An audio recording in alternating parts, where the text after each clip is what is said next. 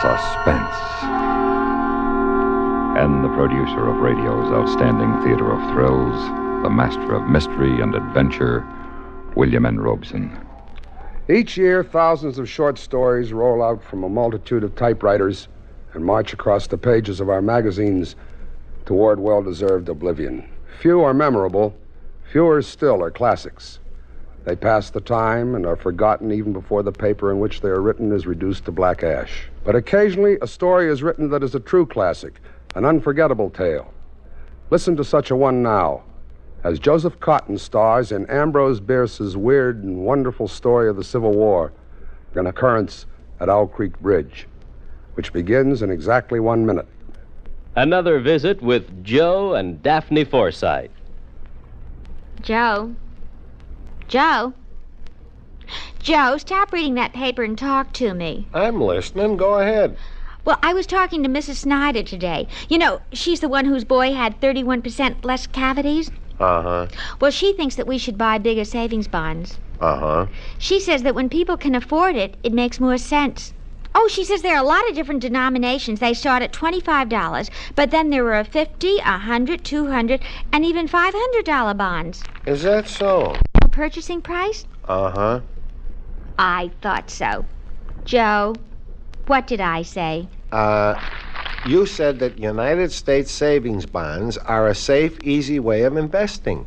I did. That they help guard our country's freedom. And? They're the best investment in America's future. I said something else, too. Oh, yeah. You said that the total accumulated compounded semi-annual interest of the Series E savings bond will amount to 93 1/3% of the original purchase price. Well, now, how did you do that? Husband's trade secret. And now, Occurrence at Owl Creek Bridge, starring Mr. Joseph Cotten. A tale well calculated to keep you in suspense.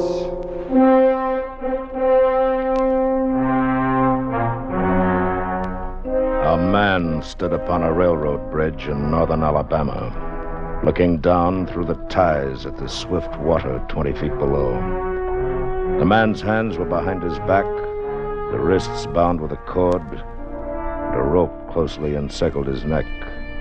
It was attached to a stout cross timber above his head. He thought, if I could free my hands, I might throw off this noose and dive into the creek. If I swam underwater, I would be safe from their bullets. If my wind held out, I could make the southern bank, take to the woods, and get away home. Peyton Farquhar, Alabama planter, stood at the end of a plank. A captain of the Union Army and a sergeant stood at the other end. When they stepped aside, the plank would tip upward, and Peyton Farquhar, Confederate spy, would slip between the ties to hang until dead above the muddy water of Owl Creek. The captain steps aside, draws his sword, flourishes it to a carry, sings out a command. The men on the bank smartly spread their legs, thrust hands forward over their rifle barrels. The sergeant on the end of the plank takes one step to the left. The plank tips forward, and Peyton Farquhar drops between the timbers of Owl Creek Bridge. It takes longer to tell it. As you drop downward, you lose consciousness. You are as one already dead. Then you awaken sharply in pain, to feel, not to think, just to feel. The cutting pressure on your throat, the agonies of pulsating fire shooting from your neck downward. To feel the fullness, the congestion, the head bursting with suffocation. Distantly beyond, outside yourself, you hear a splash. Remotely, you sense cool, wet, green darkness. The rope is broken. You have fallen into the stream. Come, Peyton. They can't lick you. The rope's giving. Again. Try once more. That does it. Now, you must breathe when you come to the surface. You must breathe quickly. For if they haven't hanged you, and they fail to drown you, You can't let them shoot. There he is! Down there! You dive deeply, but above the ringing in your ears, you hear the volley of the rifles. And as you rise toward the surface, you meet shining bits of metal singularly flattened, the distorted and spent bullets oscillating slowly downward past you. One catches you in the collar. It feels uncomfortably warm. You snatch it out. And this gray piece of Yankee lead reminds you of the gray uniform on the soldier who is responsible for your being here. It was only night before last when the soldier had ridden up the driveway as you and your wife sat under the magnolia trees in the cool twilight. Evening, sir. Evening, Corporal. I wonder if I might trouble you for a glass of water, sir. Well, of course. Oh, don't disturb yourself, Peyton. I'll go fetch it. You're most kind, ma'am. If you'll indicate the Oh, well... nonsense. You just sit a spell with my husband. You look as if you could do with some rest. Yes, ma'am. Reckon I could. I'll be back in a jiffy. Thank you, ma'am. Whose command are you with, Corporal? Colonel Tolliver's, 13th North Carolina. We get so little news down here. How are things going at the front? Not good, sir. Damn Yankees are getting ready for another advance. They're repairing the railroad. They got it in shape almost to Owl Creek Bridge. And they got an outpost there. Once they can run trains beyond the bridge, there's nothing to stop them between here and Atlanta. Then why hasn't the bridge been destroyed? Military couldn't get near it. Civilian might. Owl Creek Bridge. Well, that's not far from here, is it? Less than 20 miles. You say they have an outpost there? Which side? The other side. There's nothing on this side but a couple of pickets half-mile out on the railroad and a single sentinel at this end of the bridge. And this bridge is important. Sure is. Well, what if it were destroyed? Hold up the Yankees several weeks. Now, suppose a man, a civilian like myself, should elude the picket posts and get the better of that sentinel. What could he accomplish? Well, I was there a week ago, just before we had to pull out. There's a heap of driftwood come down last winter's flood. It's caught on the trestle at this end. Looked mighty dry and tendery to me. I see. Fellow with enough gumption might get through and set fire to it. Ought to burn like tow. Yeah, it should. Here's your water, Corporal, right out of the spring house. Oh, thank you kindly, ma'am. My, that's cool and nice. Well, I reckon I better hit the leather. I got a lot of riding ahead of me tonight. Well, good luck to you, Corporal, and thank you for your information. You'd be taking a chance, sir, but you couldn't do a greater service for your country. I'll remember that, Corporal. Bye, ma'am. Bye, sir, and many thanks.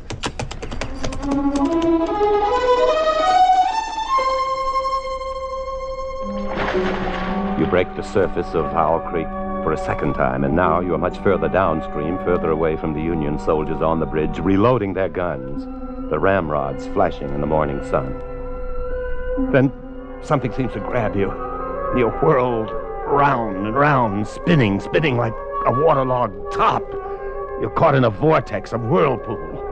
The water, the banks, the distant bridge, the soldiers become indistinct blurs. You're helpless. You feel dizzy and sick to your stomach, just as you felt last night when you crept up the bank toward the lone sentinel at the south end of the bridge and discovered that the sentinel was not alone. There he is, boys. Grab him. Got him, Sergeant. Well, Mr. Peyton Farquhar, we've been expecting you. How did you know my... Ways. Well, look here, I'm a civilian. Now save your breath. Thank you, Maker, we didn't shoot you in the back. We don't do things like that up north. You'll get a trial, everything fair and square. All right, bring him along, man. Here he is, Captain, right on schedule. Good work, Sergeant. This the man, Lieutenant? That's him. Why, you were the corporal who stopped at my plantation last night. That's right, Mr. Farquhar, but not of the 13th North Carolina Volunteers. Mr. Farquhar, this is Lieutenant Saltonstall, Intelligence Officer, 5th Massachusetts Regulars. You've trapped me. You've deliberately led me into a trap. I'm a civilian, a planter. And also a Southern patriot caught in the act of sabotage. You can't prove it. We don't have to. But why have you done this? Why have you deliberately trapped me?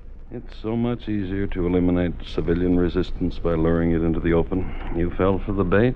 Too bad. Now, look here. It is my constitutional right... Which Constitution? The Constitution of the United States of America or Jeff Davis? You insulting Yankee. Remember your manners, sir. I demand a trial. You've just had it.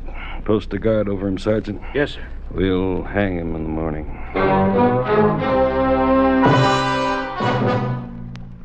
In a moment, we continue with the second act of Suspense. In what form can an act of military heroism be acknowledged? In one example, the form is a rectangular blue ribbon set in a gold-colored metal frame of laurel leaves, worn centered over the right breast pocket of the uniform. A bronze oak leaf cluster may be affixed to the ribbon for each subsequent award of the same decoration. This is the emblem of the Distinguished Unit Citation, awarded to units of our armed forces and those of our allies for extraordinary heroism in action against an armed enemy. One of America's newer military decorations, it is designated to recognize activity on or after December 7th, 1941. The Distinguished Unit Campaign streamer is blue, with the name of the cited action embroidered in white. To be eligible for this citation, the degree of heroism required is the same as that which, in an individual, would warrant the presentation of our second highest award for valor, the Distinguished Service Cross.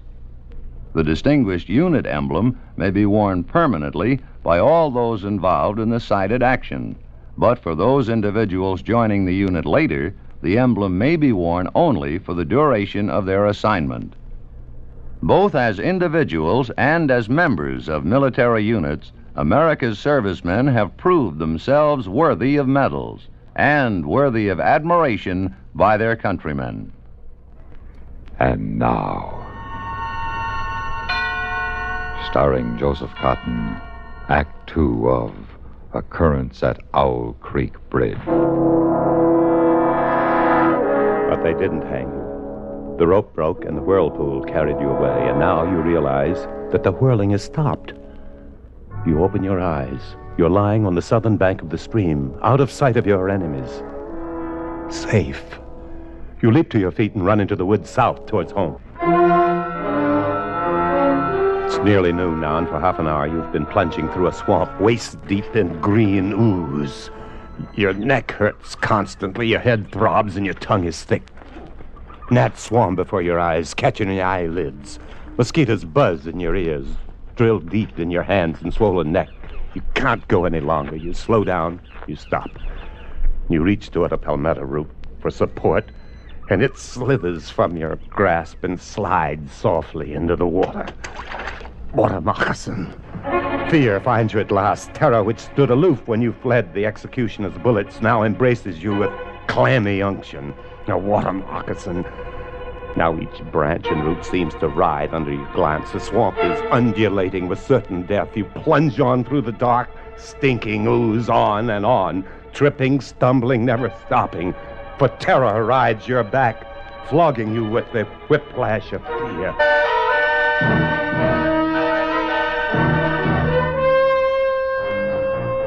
Jethro gonna have Mas Farquhar fit as a fiddle in jig time. Oh. Now you just drink this here yob tea, Mas Farquhar. Thank you. Jethro. That's a Mas Farquhar. What are you doing here? I lives here. You live... Where am I? What happened? Well, I was pulling my dugout and coming home through the swamp with a mess of catfish, and I sees you laying out there on the bank in front of my cabin. Jethro, I heard... I thought you were dead. Who, me? Dead? Of course you thought Jethro was dead. You knew he had consumption when you sold him. You knew he couldn't last long and he wasn't earning his keep. His wife and his daughter had carried on some at first, but after a while they calmed down. And last you heard of Jethro, he was dead. You thought I was dead, Mas Farquhar. What's that? Don't you know what done happened to me? I'm free. I'm free at last. Yes, sir, I'm free. And I expect pretty soon my woman and my little girl gonna come along and join me. How is the Mas Farquhar? Is they well? Yes, indeed. They're both fine. Oh, I'm sure glad to hear Jethro, I don't know how to say this, but I really was sorry about having to sell you. But there wasn't anything else I could do. I understand, Mas Farquhar, and don't you pay it no mind. I done forgive you long time ago. You have? Well, sure. Don't the Lord tell us to forgive those who trespass against us? And don't the Lord promise us we shall be free? Don't you worry none about it, Mas Farquhar. Hey, here now. Quiet there, Spot. Quiet, chigger. They must have heard a razor back in the brush. No, ain't no hog. Look, Mas Farquhar, there's a horse coming down the back road. Why, I swear it's a soldier. One of our soldiers. Corporal look like. Jethro, you've got to hide me. How come I got to hide you, Mas Farquhar? Don't ask so many questions, you insolent. Mas Farquhar, you forgets. I'm free now. Well, then, just as an old friend of mine, please, just hide me. Don't tell that soldier anything. Sure. I reckon I can do that for an old friend, Mas Farquhar. Yeah. Here, you get on under this bed here, and I'll put the covers over the side. Have you come this far just to be turned in by a wool-gathering black who talks crazy? Hey there, Uncle. If Jethro knew this gray-clad corporal was really a Union lieutenant, he'd guarantee his freedom by turning you in. Unless, I guess not. unless, of course, he's planning to dispose of you himself. Yes. That's it. No, sir. He's going to do you in himself. If you run into this Farquhar, don't tell him I was looking for him.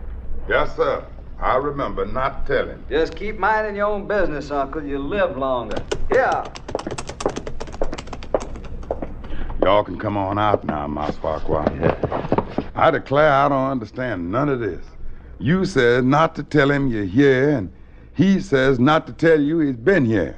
Now, what's this all about, Mas Farquhar? Oh, it's nothing, Jethro, nothing. I owe the man some money, and I'm not ready to pay it yet. Oh, I see. Well, I wouldn't know nothing about that. Money's something never bothered me like it do most. Money and me's always been strange. Jethro, what are you going to do with that knife? What? Oh, I was just fixing to slit up some of them catfish I got in the dugout. Looked like you could do with a little food, Mas Farquhar. Oh, no, thank you, Jethro. I want to get home by sundown if you'll just tell me which way I should go. Well, I don't rightly know, Mas Farquhar. I reckon from the way the sun's reclining, it'd be down the road that way. Yes, that should be about right. I ain't never been back, you know. Ain't never tried to go back since I've been free. Yeah, I know. I reckon it won't be long till my woman and my little one comes here to me. Of course. If you get back, Mas Farquhar, if you sees them, you tell them I'm here waiting for him. Yes, I'll do that, Jethro. I'll do that.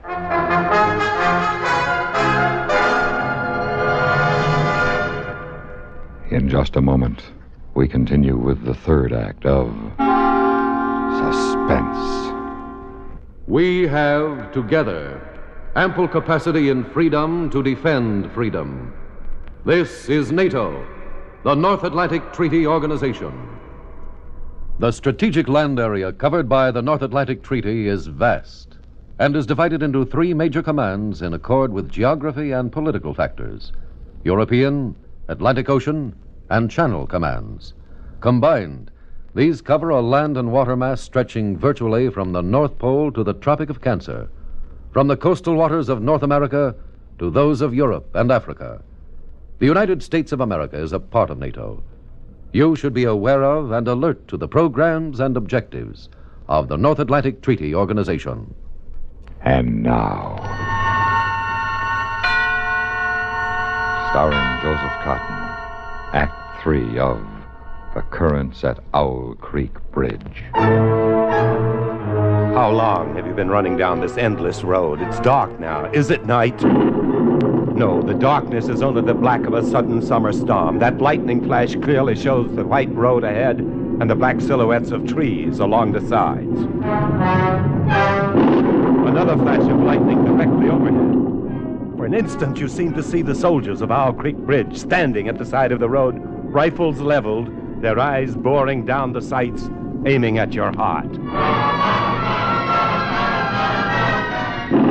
Again the lightning. And on the other side of the road, the gray-clad corporal sits astride his horse waiting for you. No, you can't get me now! This bolt of lightning strikes a tree ahead of you. And in the white blinding light stands Jethro, black and grinning, knife raised in the air. No, Jethro, forgive me. He's gone now. Now you see dangling from each tree along the road a noose, swinging in the wind. Wherever you turn, wherever you look, a noose waiting for you. A noose which wriggles like a water moccasin. You are standing on the green lawn of your plantation before the high-columned entrance. The storm is over. The clouds are black and menacing all around the horizon, but through a break in the sky overhead, glorious sunlight streams down, bathing your garden and your house in heavenly light. You are home, and now you hear a rustle of crinoline, and down from the wide portico steps your beloved wife. She runs across the lawn, arms outstretched. Peyton, my dear, you're back, just as you promised you'd be.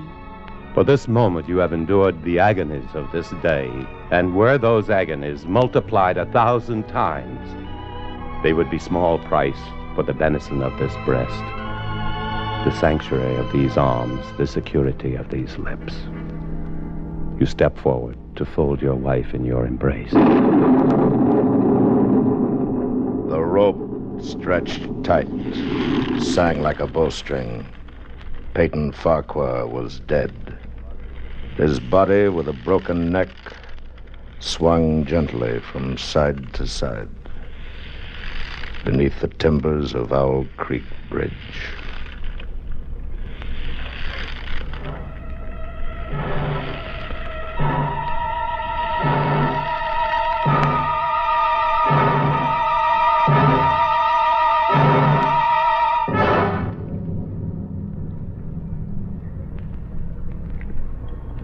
Suspense,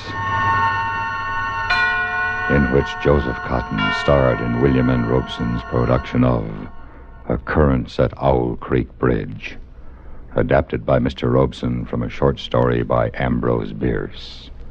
Supporting Mr. Cotton in Occurrence at Owl Creek Bridge were Alan Morgan, William Conrad, Harry Bartell, Lou Merrill, Jack Crucian, and Roy Glenn.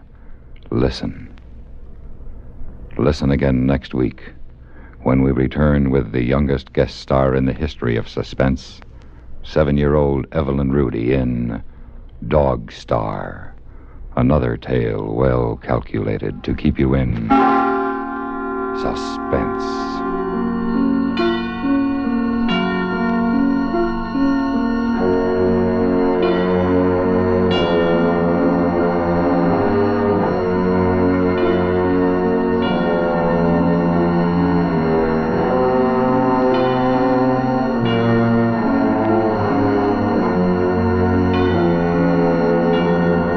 Suspense has been brought to you through the worldwide facilities of the United States Armed Forces Radio and Television Service.